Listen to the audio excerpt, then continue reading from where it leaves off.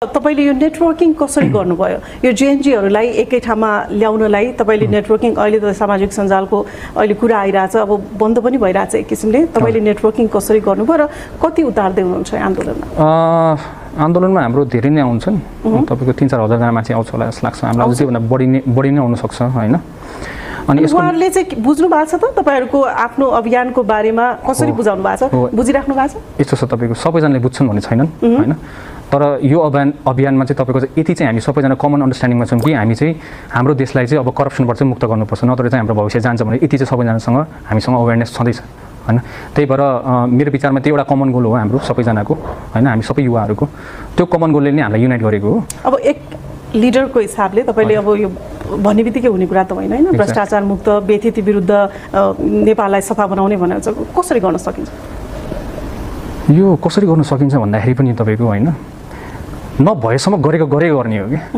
जबसम्म हुँदैन तबसम्म गर्ने हो हैन मैले भनिसके अब अहिले हजुरलाई थाहा भइहाल्नु भयो 4 दिनसम्म सुत्दिन भने अर्को 1 वर्षसम्म नसुतेर नि काम गर्नु पर्यो नि गर्न तयार छौँ हैन अब त गरेरै छोड्ने किनभने मेरो बच्चाले चाहिँ नभनोस् कि बाबा तपाईले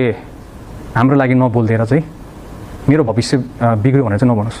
अलि समय भयो नि हैन यो जेएनजी तपाईहरुले जसरी नेटवर्किङ गर्नुभएको अलि समय भयो त यो समयमा तपाईहरुले के गर्नुभयो र अब भोलिदेखि यो तपाईहरुको कार्यक्रम निरन्तर रहन्छ तपाईहरुले आफ्नो भनेको कुराहरु नभएसम्म भ्रष्टाचार विरोधी अभियानहरुलाई जसरी निर्मूल पार्छु भन्नुभएको छ यो अभियान चलिरहेछ त निरन्तर यो कि त मै मर्नु पर्यो हैन नत्र यो चलिरहन्छ नत्र यो चलिरहन्छ हैन तपाईको किनभने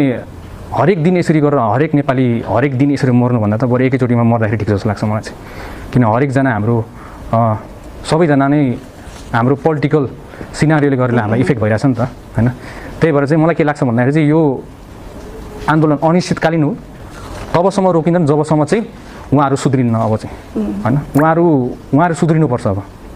उहाँहरु सुध्रिन भने धेरै गाह्रो पर्नेवाला छ उहाँहरुलाई म यो हजुरको नेशनल टेलिभिजनको मार्फतबाटै म उहाँहरुलाई सन्देश दिन चाहन्छु हामीलाई त्यो मुभमा हामीलाई जानु छैन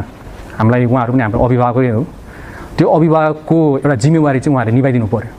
ताकि हामी जस्तो मान्छेहरु चाहिँ आफ्नो देश विकास गर्नलाई हामीले ट्याक्स तिरेर हामीले जब गरेर काम गरेर चाहिँ आफ्नो देशलाई चाहिँ कन्ट्रिब्युट गर्न सकौं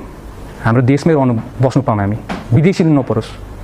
लास्टमा गएर के बनाउनु खोजेको उहाँहरुले वृद्धाश्रम नेपाललाई किन हामी सबैजना गइसक्यौं उहाँहरुको 1-2 जना छोराछोरीहरु होला बाँकी त कोनै छ र